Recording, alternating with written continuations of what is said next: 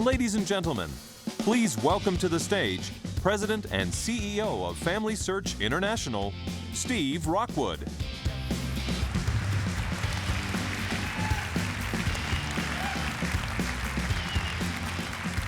Welcome to RootsTech 2016. What a sight you are. You are heroes, heroes of your family, heroes of society. And we're so glad to recognize you and thank you. I want to tell you a little bit about some of my heroes. When I was growing up, my mom and dad made sure Christmas was magical for their 5 boys. One year in the 60s, all I wanted was a Beatles wig and a ukulele. I only found out a few years ago how hard that was to get that Beatles wig that Christmas. Then when I was about 10 years old, I asked Santa for a BB gun. I knew my parents would never give me a BB gun, but maybe Santa would. So imagine my joy when I actually came down the stairs and there was a BB gun. I got one that year. I couldn't believe it. Now, after all the presents were open, my mom was in the kitchen making Christmas breakfast, and my brothers, dad, and I were in the family room playing with our toys. There I was reading the rules and responsibilities of what it meant to own a BB gun. Never, ever shoot inside the house. Only shoot at the provided targets. While I was reading, my dad said, "Let me take a look at that." He took the gun and held it up and looked down the sights and spanned around the living room and locked on a Christmas ornament. And then, boom, the Christmas ornament just splattered all over the place. It was so cool. We couldn't believe it. We're all just, it was fabulous. My dad was just an awesome, awesome blast. But then, of course, he handed the gun back to me and said, "Don't tell your mother." My dad's name was Truland Van Rockwood, or True Rockwood for short. On another Christmas, many years later, in a very special and even sacred moment, this same man shared with me and my new bride, Jill, along with my brothers and sisters-in-law, his deep feelings about the true meaning of Christmas and his never-ending love for each of us. I'll never forget the heartfelt counsel he gave us, along with promises of how happy we would be if we would always live by what we knew to be true. Little did we know that Christmas 25 years ago would be the last Christmas we would have with my dad. He died unexpectedly on Father's Day, only 6 months later. My 4 sons, Sean, Connor, Ryan, and Mark, have never met their Grandpa True, but I guarantee you they know him and are growing up to be like him as he lives on through the stories, pictures, and lessons they have heard throughout their lives. Every family has favorite stories like these, the ones that get told over and over again. These stories say something about our families, what we value, what makes us laugh, what we love about each other. They're simply a part of our family heritage. Who is one of the Grandpa Trues in your life? I invite you to think of him or her right now. It might be someone you knew personally, like I knew my father, or it might be someone you only know through stories, like my boys know their Grandpa True. Think of one of your sweetest memories or most inspiring stories about him or her. Do you have them in your mind? Do you have the story? Now, I want you to do something. We come to RootsTech to do family history, not just talk about family history. I wanted to make sure the first 5 minutes you were here, you were doing family history. So I want you now to turn to a neighbor and find a partner. Everyone needs to do this. All of you online, if you're sitting alone, you're going to be talking to yourself right now. If not, get together with someone there. I want you to find a partner, and I want you to take 1 minute to tell that story about the person that came to your mind. And then we'll switch, and your partner will have the chance to do the same. Please, let's start RootsTech off right by doing family history. Do you have your partner? You might have to turn around and get the partner if they're not next to you. Okay, I'm going to give you 1 minute. Ready, set, go.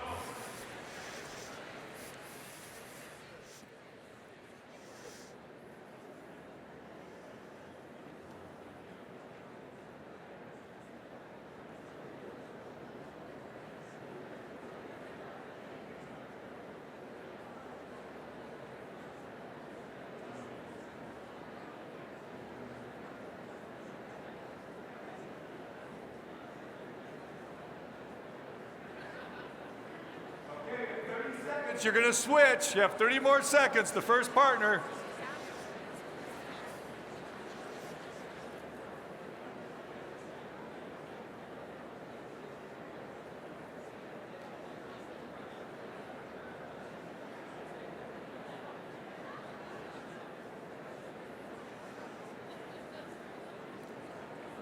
Okay, 5, 4, 3, 2, 1, switch.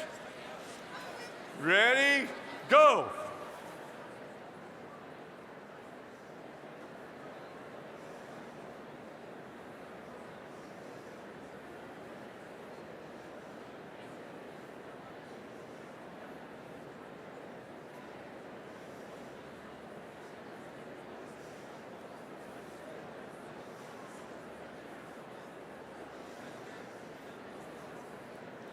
All right, 30 more seconds.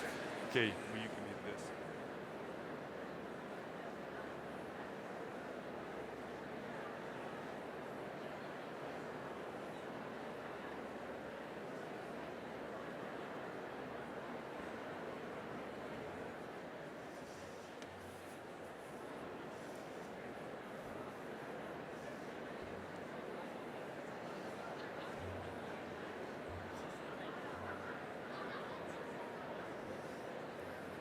All right, stop.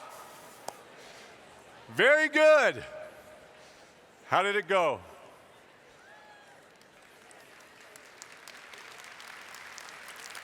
I saw a lot of interesting things happening. Were you able to tell your story? Now, here's the question for the genealogist. Were you able to tell your whole story in 60 seconds? Why not? If you're like most genealogists, you might have started with a lot of background before you got to the real story. Or you might have focused on the search and how you were able to find the information. Believe me, while stories of digging through abandoned cemeteries are pure gold to this crowd, the sad truth is not many people outside of this room are very interested in that. To get and keep the non-genealogist's attention, we need to focus on the person, not on the genealogical search. We need to keep it short, and we need to keep it meaningful. If we're going to reach our family members, we need to reach their hearts within 60 seconds. For example, what did you feel when I shared my story about my father?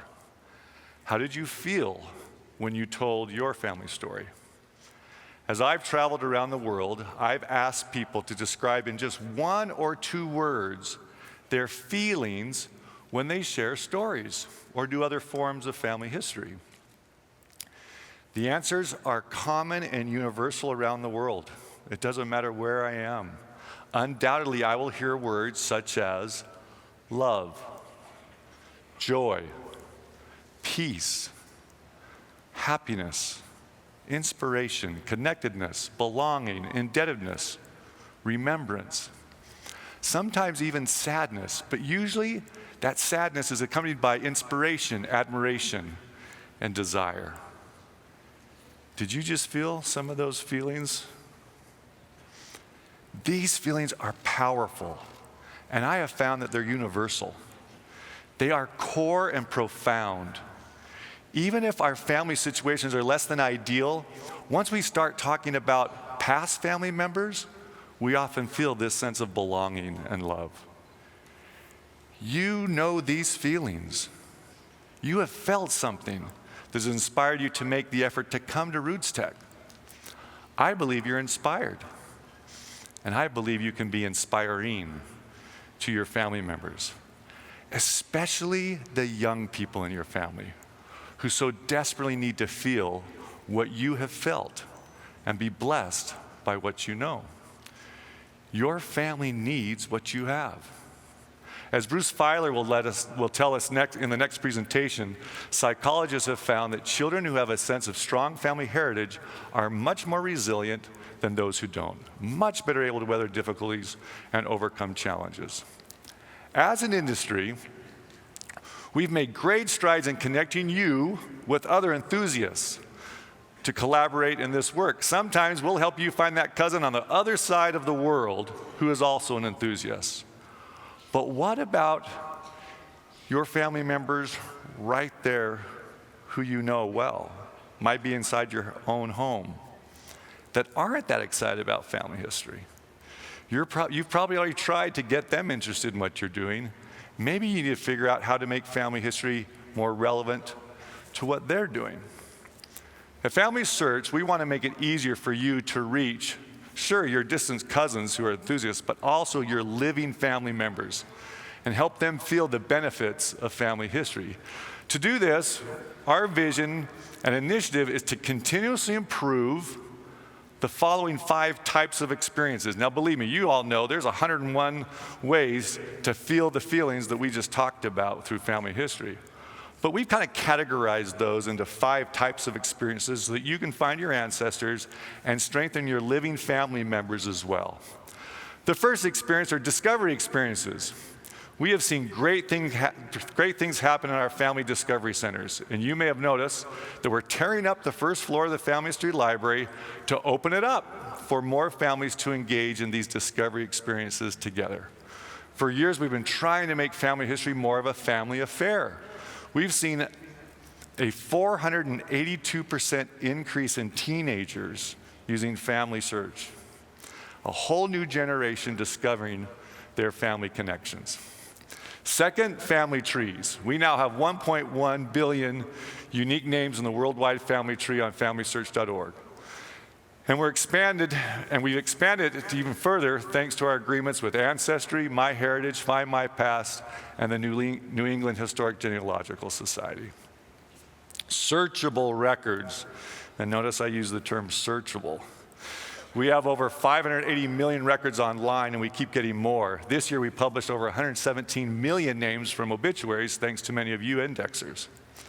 Later this year, we'll be releasing millions of birth, marriage, and death records from Mexico and Italy. Memories. Now, this is a key one, because I'm convinced this is where many of those non-enthusiasts will first engage. We have over 10 million photos and stories now in FamilySearch. Contextual help. We'll continue to provide the around-the-clock support that we provide in 11 languages online and over the phone. And of course, we have our family history centers. But what we really want to do is improve how we provide that sort of service, especially to the millennials and the teenagers who want help in different ways. So these are the experiences that we will continuously try to improve, no matter where a patron lives and no matter where their families are from. I hope that we can all work together to improve these experiences so that all of you here can better do what you do, not just to help yourselves, but more importantly, to reach out to people's hearts. You are a real inspiration. Everyone in this room, whether you're just dipping your toe in family history waters or been doing it for decades, has a level of expertise in these experiences. In my opinion, you are, in a way, heart specialists.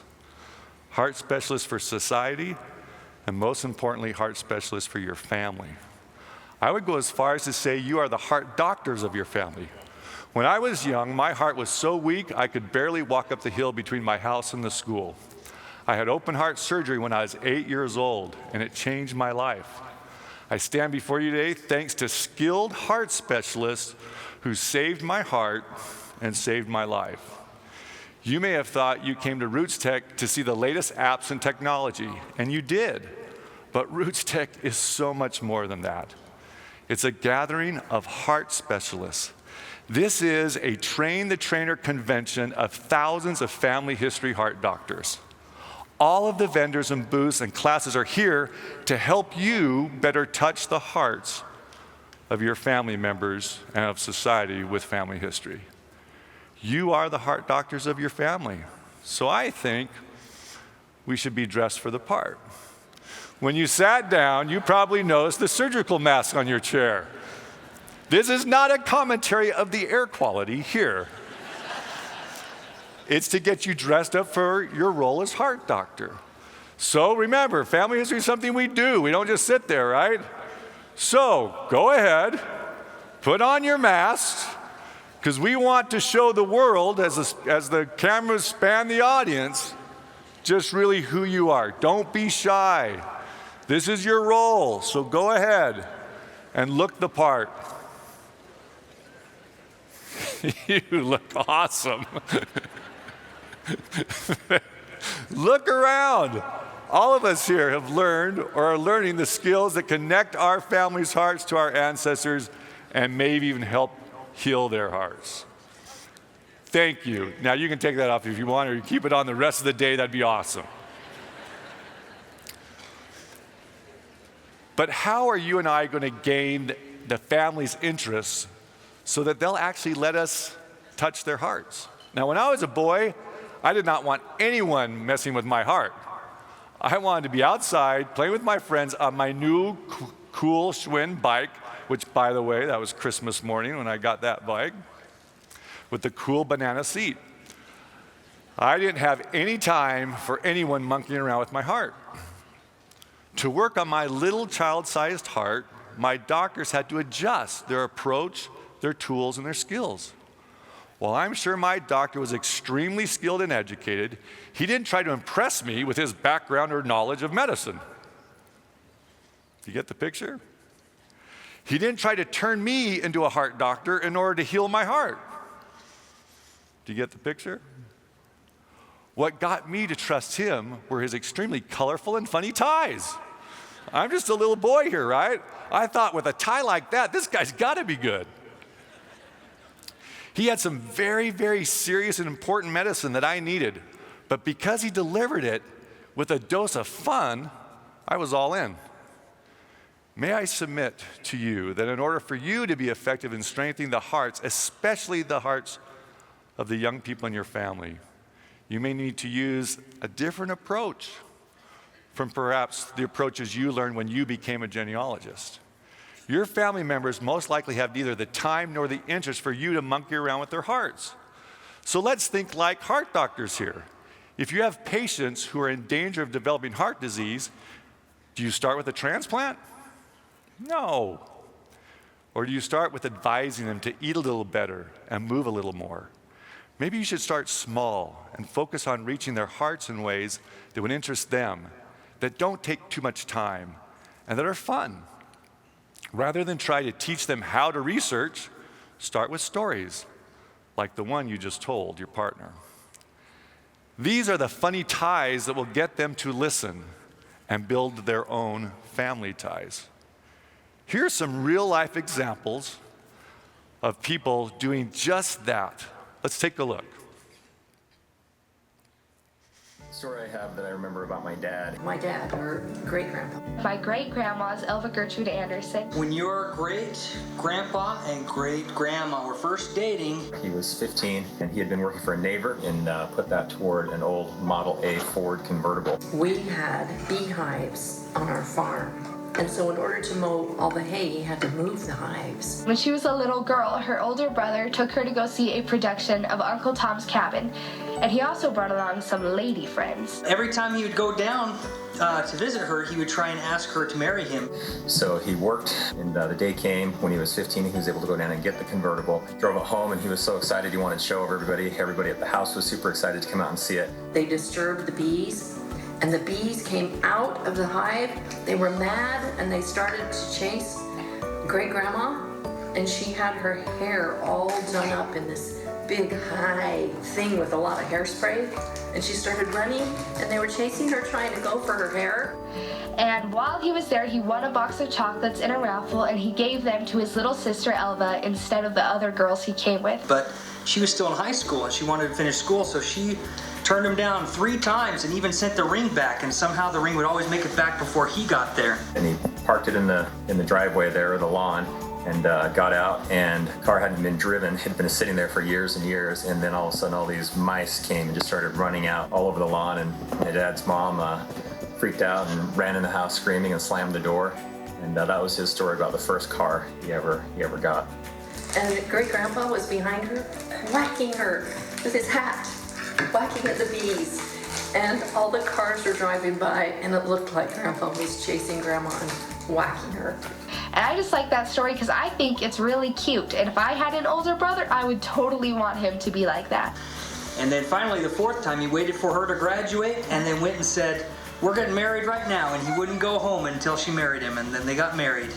It reminds me that my ancestors were real living people like me. They were teenagers who flirted and had crushes and had to go to school. And I think getting to know them is a great reason to do genealogy because it will really bless your life.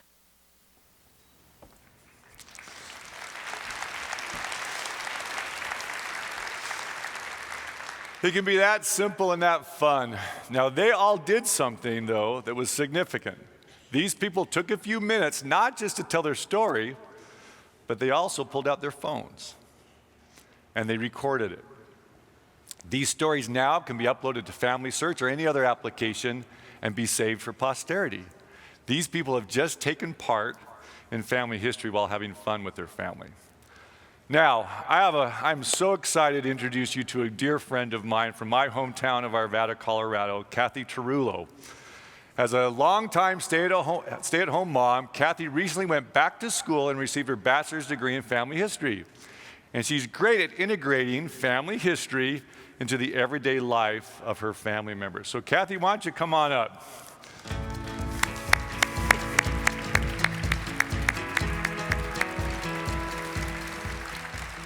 So I don't know if Kathy's going to love me or hate me after this, because she just found out she was going to do this just a few days ago. But Kathy, I want you to share just a couple of things you've done to exhibit to everyone else what it means to integrate family history easily in the lives of others. And I'll start with one question.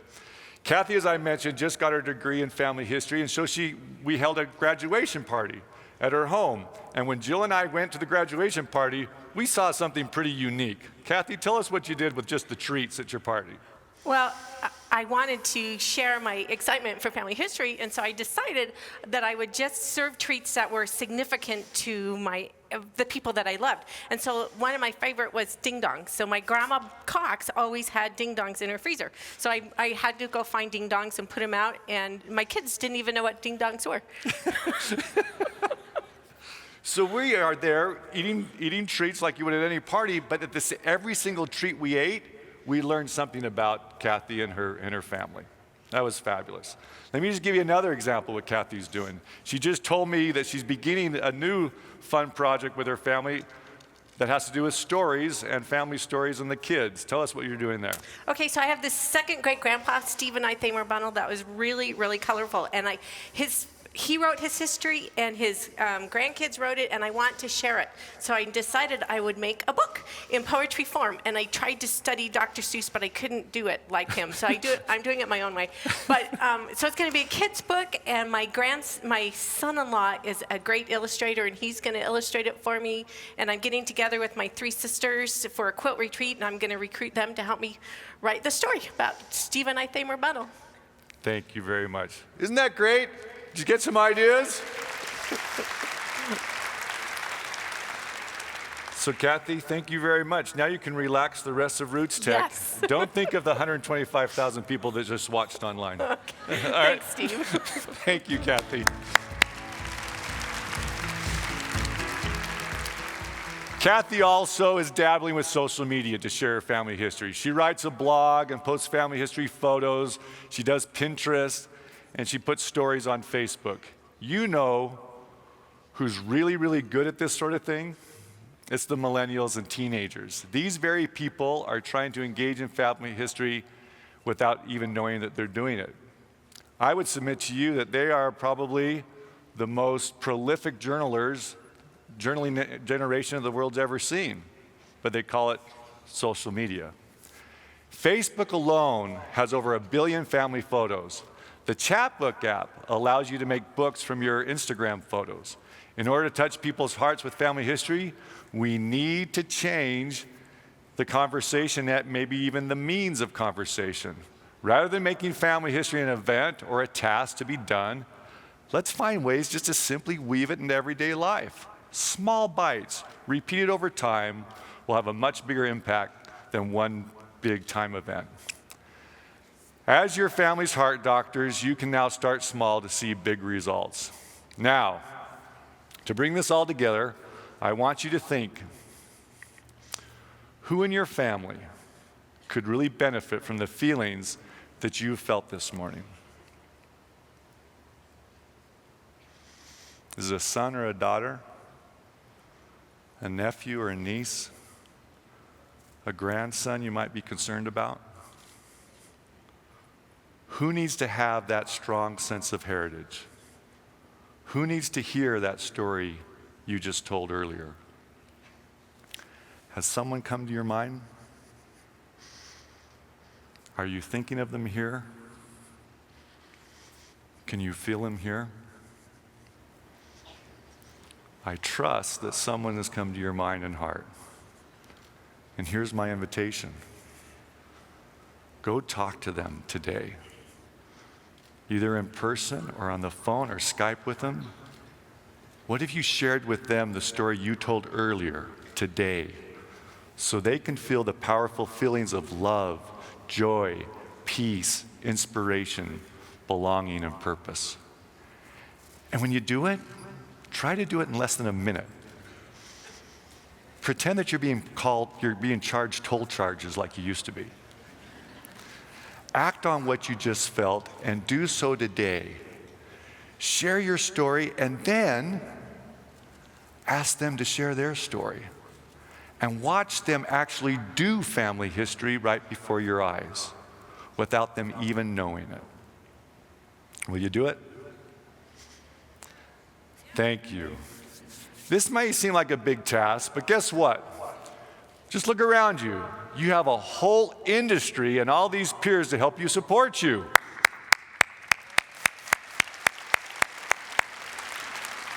We have more than 25,000 people registered for RootsTech this year.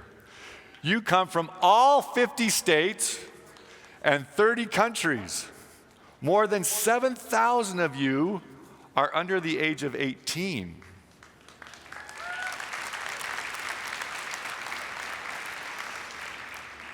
Please go to the exhibitor hall. We have over 360 exhibitors in the hall, all eager to help you find the best way to complete your research, preserve and share your stories, and touch the hearts of your family members. New to RootsTech for 2016 is the Innovation Alley in the Expo Hall.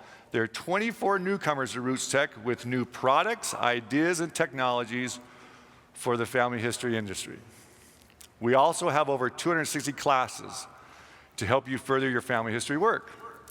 If I may highlight just a few of our talented instructors. We have Josh Taylor with us. You may know Josh from PBS's Genealogy Roadshow.